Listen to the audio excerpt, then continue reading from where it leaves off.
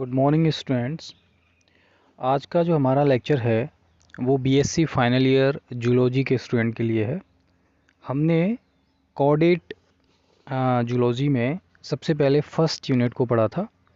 First unit के बाद हम कंपैरेटिव एनाटॉमी एंड फिजियोलॉजी के बारे में हमने स्टडी किया, जिसमें आज हम डाइजेस्टिव सिस्टम की कंपैरेटिव स्टडी को पढ़ेंगे यहाँ पे। और उसमें जो रिप्रेजेंटेटिव एनिमल्स जो हैं आपके सामने वो है स्कॉलियोडॉन।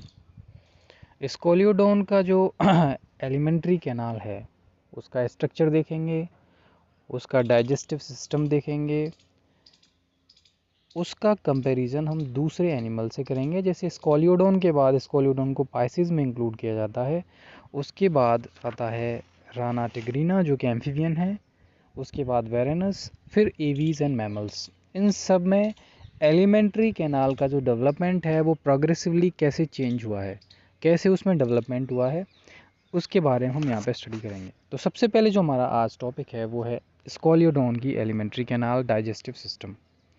स्कॉलियोडॉन के पाचन तंत्र की बात करें तो दूसरे प्राणियों की तरह ही इसमें आहार नाल और इससे संबद्ध जो पाचक ग्रंथियाँ हैं वो रहती हैं। यह उपास्थल मछली होती है जो हम जानते हैं समुद्र में पाई जाती है, और ये शिकारी प्रवृत्ति की होती है।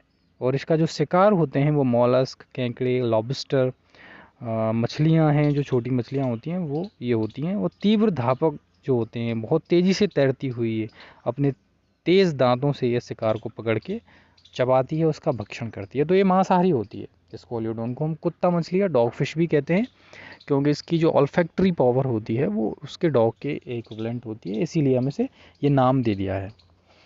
एलिमेंट्री कैनाल की बात करते हैं तो सबसे पहले हम एलिमेंट्री कैनाल में मुख या माउथ की बात करते हैं, जो इसके स्नाउट के क्रेसेंट्रिक पार्ट में स्थित होता है और यह अधरतः पाया जाता है। अध्यावरण के वलन इसके ऊपर व नीचे की ओर सीमा बनाते हैं, जिन्हें ऊपरी व निचला होठ भी कहते हैं। मुख ऊपरी व निचले जबड़ों द्वारा सीमित होता है। हम बात करें इसके डायग्राम की तो सबसे ऊपर की ओर आपको ये जो पोर्शन दिखाई दे रहा है वो हेड का रीजन है, जिसमें ऊपर की ओर आपको माउथ दिखाई दे रहा है। ये आइज़ हैं, ये नेर्व्स हैं जो ऑल्फैक्टरी पोर्शन का पार्ट बनाते हैं, और ये माउथ यहाँ पे हमें ये दिखाई दे रहा है।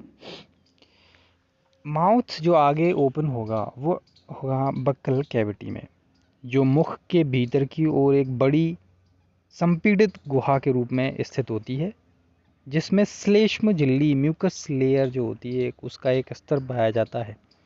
मुख गुहा की सीमा जबड़ों द्वारा बनी होती है। मुख गुहा की श्लेष्म झिल्ली फर्श पर वलनित होकर फोल्ड होकर टंग का निर्माण करती है, जीभ बनाती है इसमें। और यह मोटी, चपटी, अपेशीय, नॉन मस्कुलर, अग्रंथिल, नॉन ग्लैंडुलर एवं बाहर नहीं निकलने वाली होती है। तो इनकी जो जीभ होगी उस पर किसी भी प्रकार की ग्रंथि नहीं पाई जाती, और इसमें मसल्स का भी कोई फॉर्मेशन नहीं होता है। जबड़ों में ऊपर की ओर देखें तो हम इसमें अनेक पंक्तियों में दांत पाए जाते हैं, और ये दांत जो होते हैं वो होमोडोंट और पॉलीफायोडोंट प्रकार के होते हैं। होमोडोंट की बात करें, होमो मीन्स इक्वल, सभी दांतों का जो साइज एंड शेप होगा वो इक्वल होंगे। पॉलीफायोडोंट मीन्स पॉली माने बहुत सारे, कई बार आने वाले, बहुबार दंती, जो उनके जीवन चक्र में कई बार टूटते और झड़ते रहते हैं। अगर जैसे हम मानव की बात करते हैं तो मानव में डाईफायोडोंट टीथ पाए जाते हैं। डाईफायोडोंट का मतलब जो जीवन चक्र में 2 बार आते हैं, जैसे दूध के दांत आते हैं फिर परमानेंट टीथ आते हैं। इस तरह से हम इनको बात कर सकते हैं। आगे हम करें, जो मुख गुहा होगी वो ग्रसनी में खुलेगी, फेरिंग्स में खुलेगी। ये जो फेरिंग्स होती है वो मुख गुहा के पीछे स्थित होगी, और इसका भीतरी स्तर जो होता है वो एंडोडर्म से बनता है। इसकी पार्श्व भित्तियों पर एक अंडाकार स्पाइरिकल प्रेजेंट होगा, जिसमें हम डायग्राम में देखें तो ये जो माउथ होगा, ये माउथ आगे की ओर जाके बक्कल कैविटी में ओपन होगा, और बक्कल कैविटी में अंदर की ओर एक मस्कुलर फेरिंग्स प्रेजेंट होगी।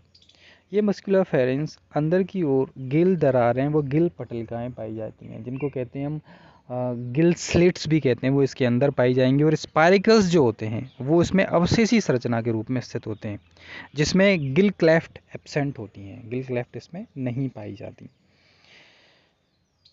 आगे जो ग्रसनी होगी वो ईसोफेगस में एक चौड़ी सक्रिय और छोटी नलिकाकार रचना में खुलती है। इसकी दीवारें मोटी और पेशी होंगी।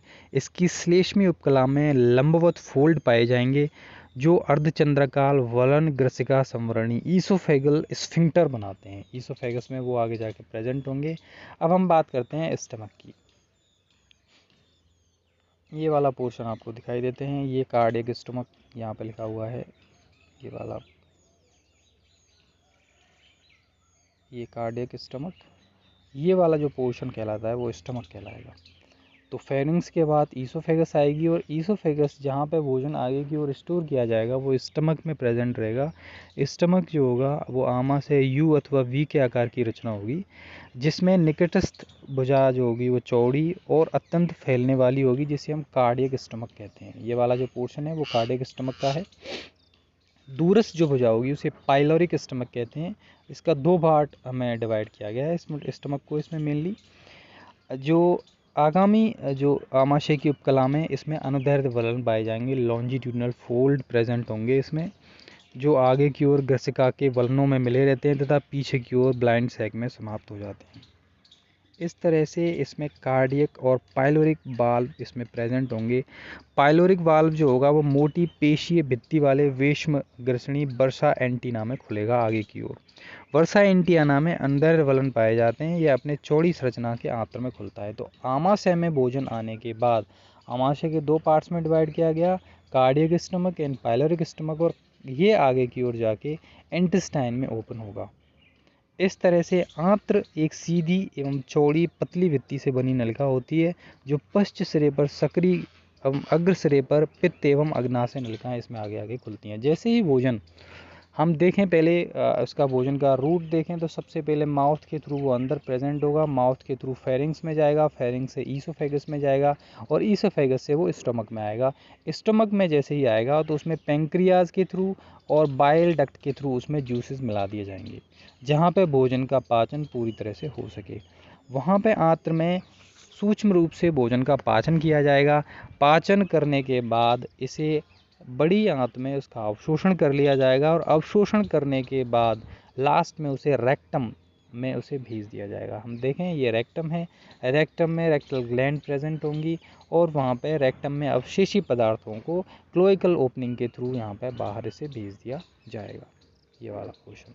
इस तरह से हम बात करें इसके डाइजेस्टिव सिस्टम की, तो ये थे स्कोलियोडोन का डाइजेस्टिव सिस्टम। इसमें डाइजेस्टिव ग्लैंड के रूप में दो ग्रंथियां मुख्य रूप से पाई जाती हैं, जिसमें यकृत और अग्नाशय, लिवर एंड पेंक्रियाज प्रेजेंट हैं। इनके इंटेस्टाइन का एक बहुत ही स्पेशल पार्ट होता है जिसे हम कहते हैं स्क्रॉल वाल्व। जैसे हम बात करें ये वाला स्क्रॉल वाल्व होगा, ये